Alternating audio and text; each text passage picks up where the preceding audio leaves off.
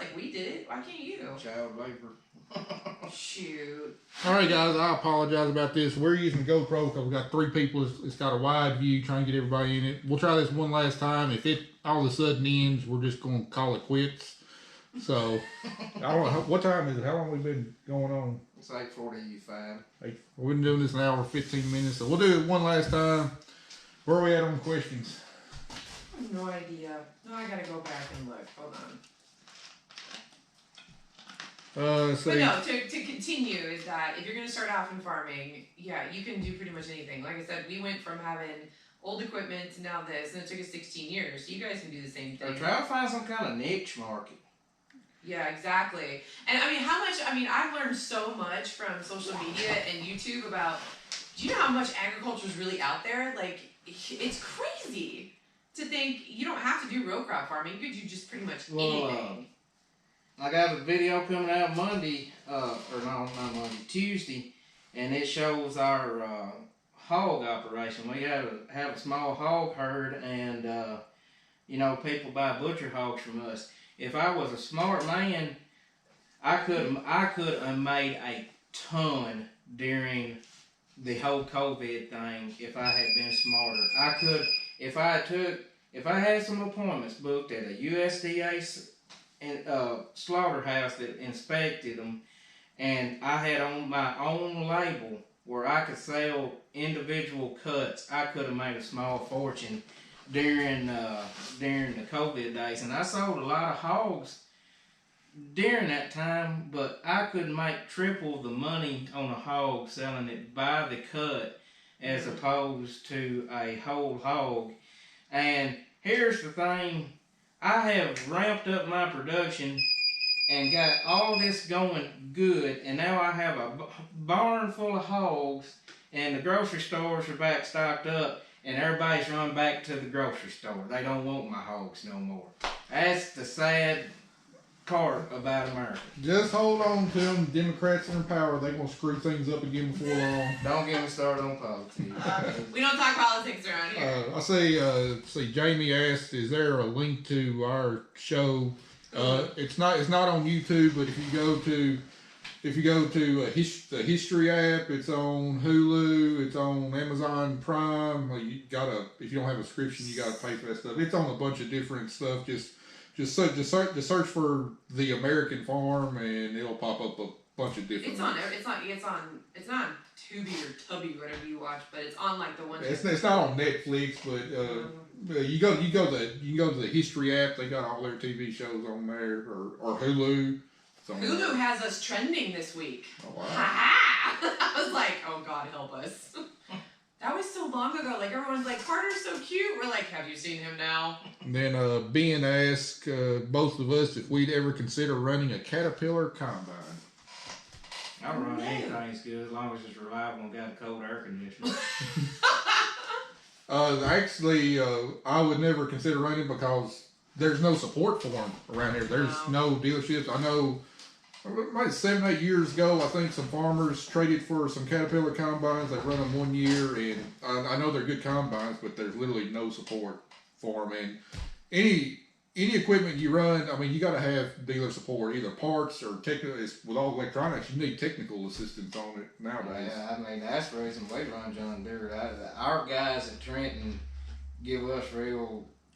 A lot of people run down their dealers, but I can't say anything bad about my dealer. Our guys at Trenton, my parts guys, and even the service guys back there, they give us great service, and that's, I mean, I can't swap brands with them giving me that kind of service. Yeah, I mean, we do business with both John Deere and H&R, Case IH, and I gotta say, there's something to be said about the conglomerates. With multi-stores, they can generally get you what you need and get it for you quickly. I think Fent is starting to make a pretty big. Yeah, and that was the other questions is like, oh, would you guys trade for a Fent? I'm like, I tell you what, I would consider is Gleaner. Have you looked at how simple they are? God, they're so ugly though, man. God, they're hideous. We have every color on this farm. What would they it gave matter? me a whole lecture about looking at other colors. We are the rainbow of colors. They don't even think enough of their combines to paint them. Well, silver paint, man? That was We are going to be running It a used to be silver. galvanized though. I mean, we're running a silver header on a red combine. Everything out here is the rainbow. We are fabulously colorful out here. I've looked at them. I don't like the design. Well, get over it. Like you said, if somebody brought it to me, I'm going to run it. I will never have another combine that has a rotor belt. I'll put it that Heck way. no. I will. I veto anything with a rotor belt. No, And we're right done. now, Absolutely. and right now, Case IH is the only manufacturer that does not have a rotor belt. Honest to God, how good we get. We got to the point where we would time ourselves Well, changing rotor belts. didn't y'all have some kind of gearbox?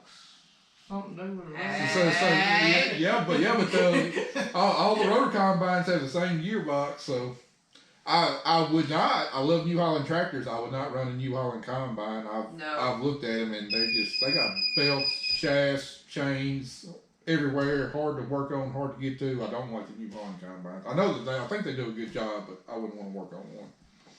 Haha, that's funny. Why did Kelly keep ripping row cleaners off the planter?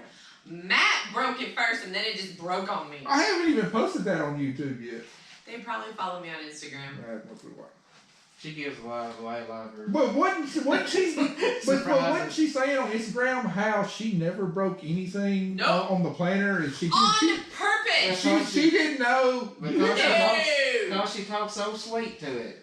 Is what yes, you guys. I mean, I run the planner. I'm just like, yes, okay, here we go. Everything's great. Matt goes out there, 90 miles an hour. And he wonders why I freaking brakes all the time. My stuff starts shivering when it sees me walk up. Seriously.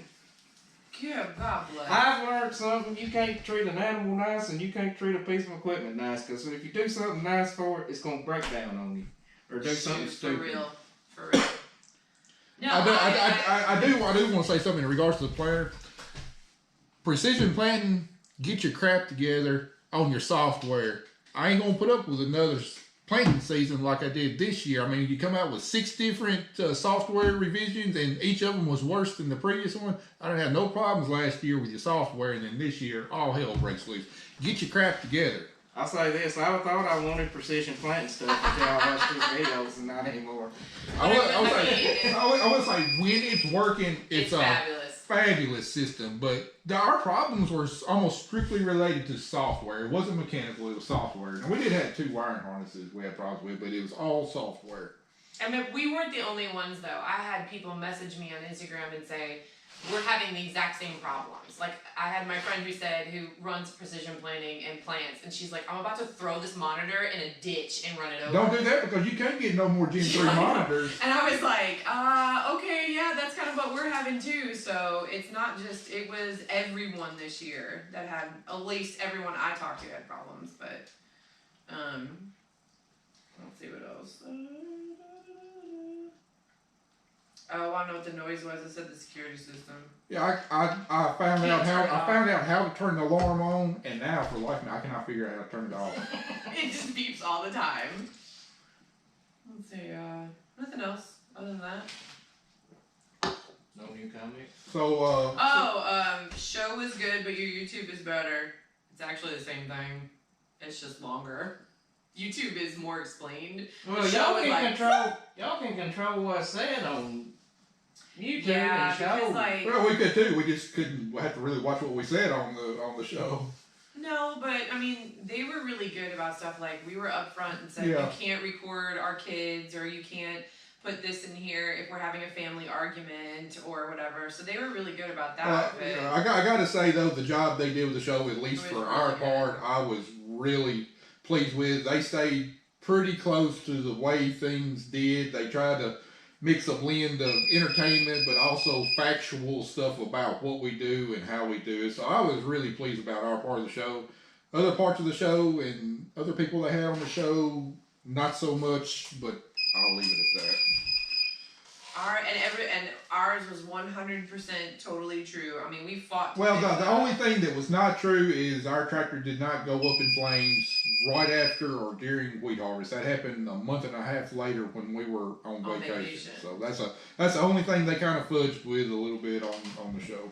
Oh, and how someone asked me, "Oh, did you guys really set your tractor on fire for the show?" Are you for real? Like what?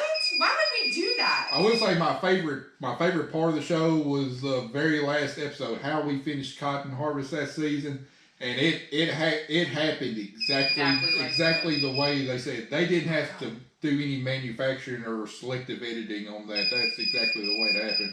What you didn't see on the show is our harvest wasn't done. We still had cover crop plan and wheat beans to get out. We actually had wheat beans get snowed on that year, so there was still a lot more come after that. We had between Zach and I, we had a 60-hour straight marathon of getting our wheat planted. I was the runner between everybody. Yeah, you was the wheat hauler. I mean, Zach was the tractor drivers.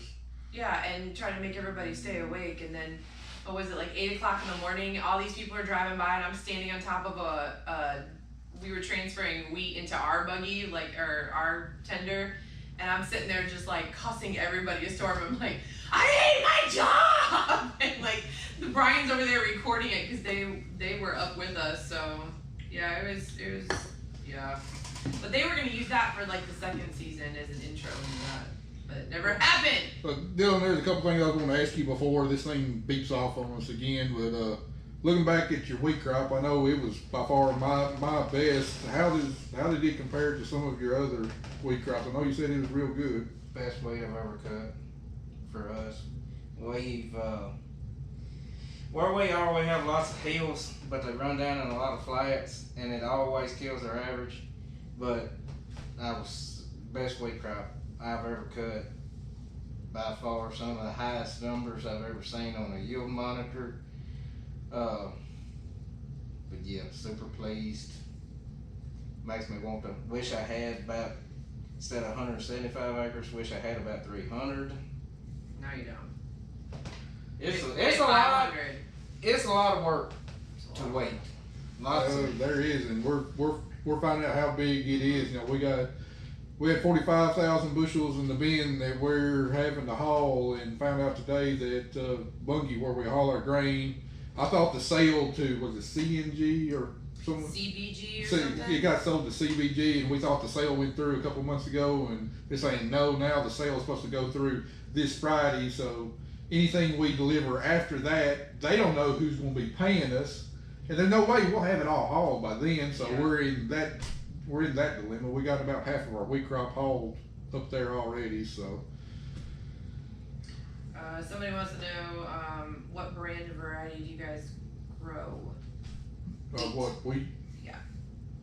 I had Cropland 9415 and Cropland 9606. Well, everybody knows what we planted. We had Pioneer 25R40, which is no longer produced or available. We saved our own seed, and then Pioneer 26R59.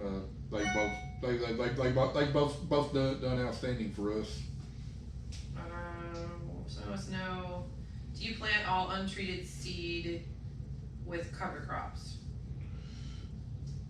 Talking about our cover crop seed being Yeah, untreated? it says I watched your planting into cover crops video the third time. Do you plant all untreated seed? Yeah, all of our cover crop seed is basically untreated. We do treat the clover with a biological and an inoculant, but as far as chemicals, there's nothing. As far as the rest of our seed, corn comes treated in the bag. There's nothing we can do about that. Cotton comes treated in the bag. Both of them insecticide and fungicides. Now our soybeans, if possible, we try to get by with minimal treatment on that. So this year we did treat with a fungicide.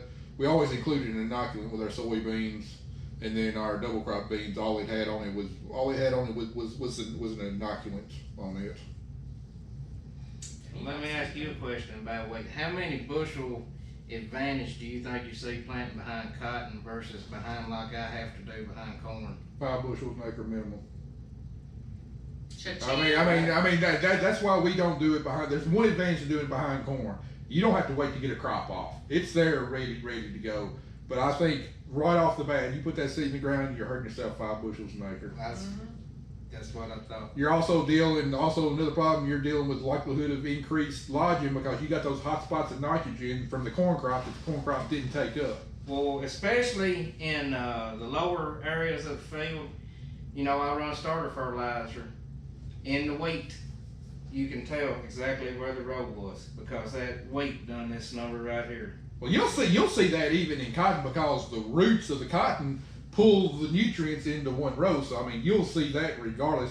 Some of it could be that, some of it could be starter fertilizer. But yeah, our highest wheat yields will always come behind soybeans because you got residual nitrogen there, and it's usually kind of uniform. But the double crop soybean crop won't be as good. Now you'll see a benefit with your double crop soybeans, but say with cotton, we see both good wheat yields and good double crop soybean yields. Yeah, because we rotate. It goes cotton, wheat, double crop beans, corn. Back to cotton again. Back to cotton again, unless. Well, and then we do have some farms that the landlords refuse to have cotton grown on it, so we kind of have to he has to figure that out, how it doesn't, you don't get two of the same crop behind it. Are you gonna go out and get you a cotton picker now? Nope.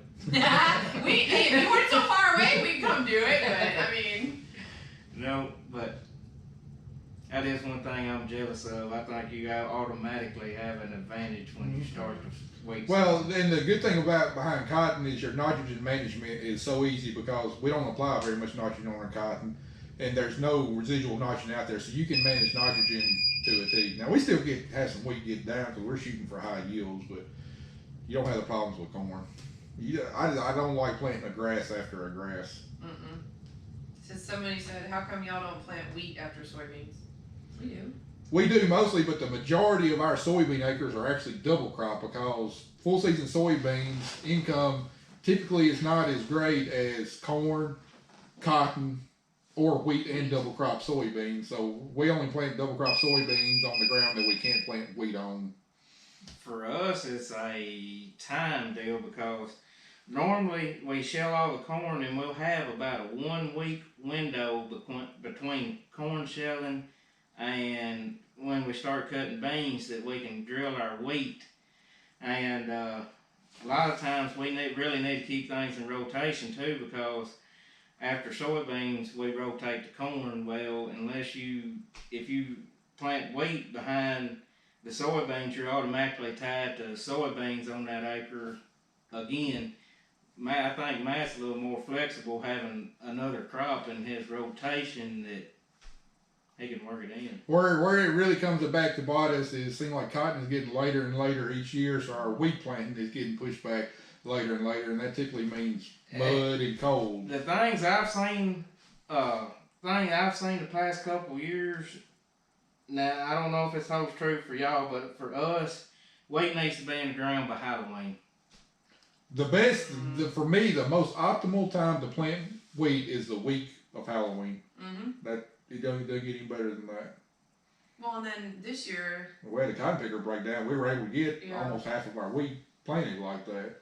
But there really wasn't any difference between our early wheat and our late wheat. Our late wheat did just as well. But we weren't planting into the mud like we were the previous.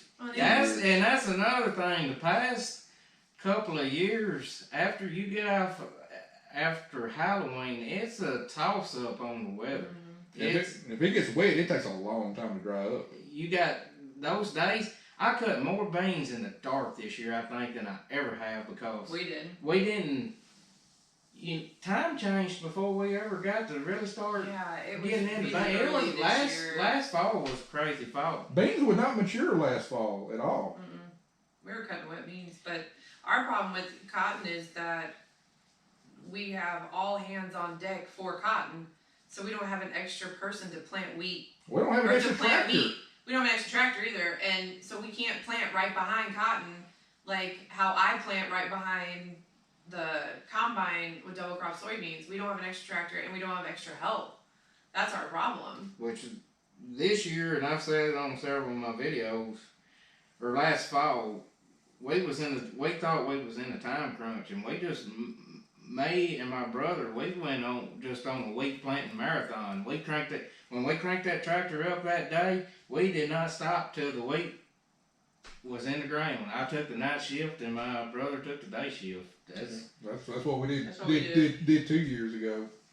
I mean, we were planting. Sometimes you just got to do what you got to do. We were planting on Thanksgiving. Yeah, Thanksgiving. Both of us. That was the year that we bought. We were planting cover crops then. Oh, cover crops on Thanksgiving. But that was the year that he bought the other one, and then the other one sold, but we still had it for a couple days. So we ran both drills at the same time. And that was easy. I don't know. I kind of enjoy working at night because it's peaceful. Your phone ain't ringing. My phone is not ringing, and just sitting. The only negative thing that happened that night was my phone died, and I did not have a phone charger. What do you do? The hard. Stuck. What do you do? I just sit up there and sing to myself, and then about 2 or 3 o'clock in the morning, you're up there like doing this, and Yeah, for me, the 4 o'clock to 5 o'clock hour. If you can make it through that, you got it whooped. That's the hardest hour to. But there ain't nothing like watching the sun come up on the tractor in the field. Oh no, we finished beans this year at, what was it, 4:01 a.m. And by the time we actually got to bed, it was like, do we even bother going to bed? We might as well just keep staying up. Oh, I was going to bed. We was done with harvest. I was going to bed. Let's see. All right, I think that's pretty much it. So before we die, so what? You got any improvements planned after this year for your farm, new equipment? I don't want to spoil any storylines or anything. But what are you going to change up for next year after what you've done this year? On equipment, I'm probably gonna be running the same old stuff. I've got my eye on a piece of construction equipment. We're gonna go look at the next couple of days. Does it have tracks on it? Mm-hmm. I might holler at you about renting it then. Okay. I don't know. I don't give too, like you said, I don't give too many stories what lines away. You still gonna stick with that 8-row planter for another year? Or? Here's my story on my 8-row. I want to go to a 12-row so bad that I can't stand it. But we did something this spring that we've never done before. I put my brother on the drill drilling soybeans, and I run the planter. And after doing that, man, we just got so much covered that I'm not sure I want to go to the 12-row. And here's what's holding me back on the 12-row. Is unless I spend a lot of money, I don't think I'm going to be able to find a planter set up like mine already is.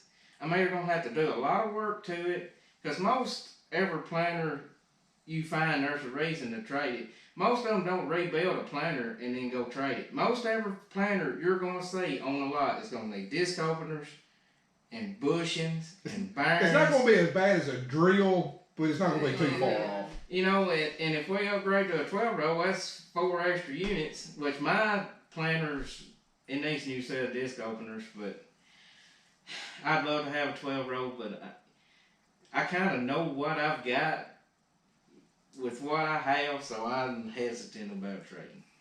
And then when you got, like I said, all the technology that goes, that stuff gets expensive. I just don't know how to start over on that front. We just spent $5,000 on that yield monitor that it works as a planter monitor and a yield monitor mapping with the climate app. And a lot of people ask me about that, and I'll go on and say it. They worry about Monsanto or Bayer or whoever it is giving my information. They may do it, but what little bit I've used it, I love it. We just went to the FSA office to certify my crop, and I got on there, hit print planting summary, and it pulled off every farm, every plant date, the acres. That part made my life a lot easier. Wheat yields, it gave us average yield by soil type, average yield by variety. It put a lot of information at our fingertips that we didn't. I had it before, but I had to go in and manually type it in a spreadsheet. Yeah. So, and I love spreadsheets. Oh, I do. I get excited when I get to build a new spreadsheet. I'm a dork. I'll admit it. I'm a geek. I like Excel. You're a nerd. That's why we're still in business. But I think these days you need to be good with a computer. Yeah. Yeah, that's the truth. I guess the last question I want to ask you is, I mean, we both put out a lot of videos. It seems like we cover everything we do, but what goes on behind the cameras that you don't show? What else is involved in actually running your farm from day to day? We don't show a lot of the maintenance. Fueling up in the morning. A lot of times it's probably an hour it's probably an hour. We spend an hour getting something ready before we ever get on it to go. Some of the squabbles me and Robert have sometimes. I mean, it's not. Oh, If I showed them, y'all would probably think it's funny, but you know, so, you get to working on something and tensions are high sometimes, and you get. We don't do that a lot, but you know, we'll get in some squabbles sometimes, and they're pretty funny when we get over it. You need to make like a squabble reel then or something, you know, like you take all of those and put them in one box and then just make this is what really happened. Yeah, that would be pretty funny. I don't show a lot of my livestock stuff because they don't get a lot of views. I'd say like a lot of stuff that they don't see of us is how every single day we're pulled multiple different ways. You know, you got salesmen calling, you might have a landlord stopping by, you got to attend to this, someone emailed you something you got to sign, you got to scan it, you know, all that different stuff, how we're being pulled multiple different ways every single day, and everything needs your attention right then. Well, like I didn't, you know, now that you brought that up, I literally spent 2 whole mornings sitting on the computer in the office at the shop. I'd probably be better off at home, but if I bring it to my shop office, I'm there to kind of, if Robert's got a question, he can come in and answer me, but spent 2 whole mornings replant on soybeans, had to do a self-certify on that. Had to scan, I don't know, you got to send them a receipt proving you bought the seed, and it just a bunch of little stupid office stuff. I hate office work. And He does too. But I mean, you got to do it. And then your crop scouting, I mean, just everything needs some attention, especially this time of year.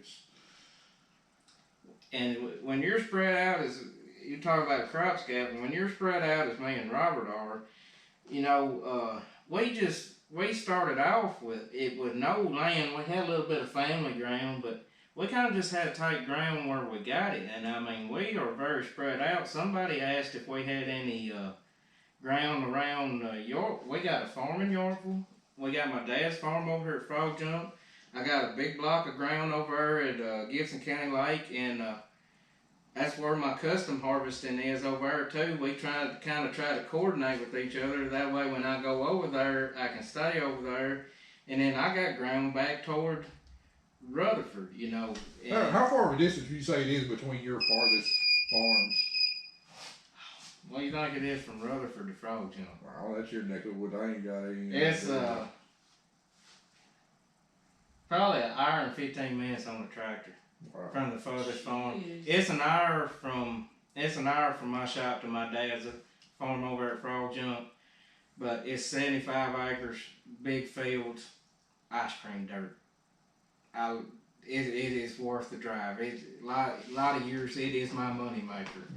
You know, you can pretty well count on it. So our farthest farm is 11, 12 miles away from here. But you got to navigate Jackson traffic on some of it. Most of it. Jackson bicycle riders.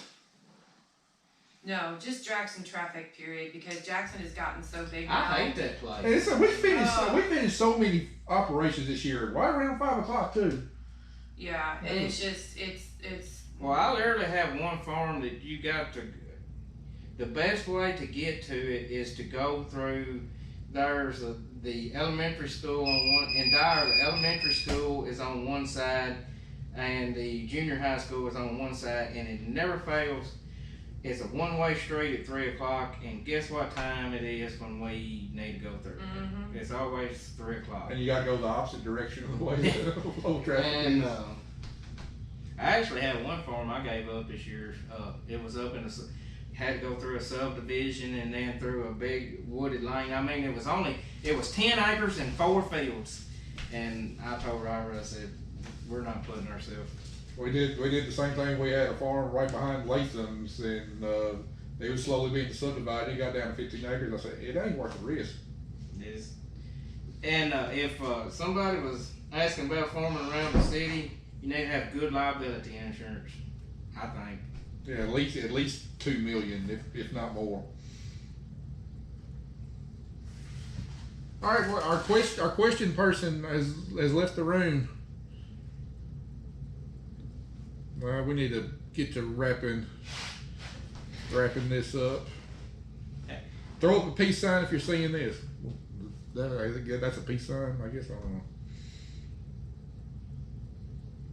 Joe Biden is your president. Yes, he is. I didn't vote for him, but yes, he is my president. He is my president. I ain't happy about it, but he's my president. Kelly, I wouldn't make an off-color comment, but we'll keep this. Kelly, do you have any plans on aborting Matt? What? That's weird. Okay. How many dip cans you went through? Too many. Stover Boys found both of our channels this week, and he's been watched every episode while at Port in Missouri. Thank you. Are you done now? If he likes Biden, he'll love my next video. Oh, I reported everything. He's a spammer. It's a spammer. It's a spammer. Are you done now? I think we've gone through all the. See, Jamie wants to know how many acres you farm, Dylan. Everybody loves that question. 800.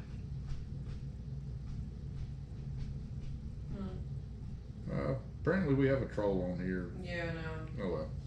Anyway. You know what? Nobody likes to say how many acres you have nowadays. I don't understand what the problem is. Like, you know, everybody's like, you'll ask them, they're like, oh, we farm a lot. Why can't you just say, oh, we farm 1,500 to 3,000, or we farm 3,600? Who cares? You kind of get that stigma. Everybody, for some reason, everybody loves the big farmers with 2 or 3 combines. They love to see the new thing go down the road. I have nothing against that, but sometimes as a small farmer, people tend to run you down, and I don't really like that. I think there's room for everybody.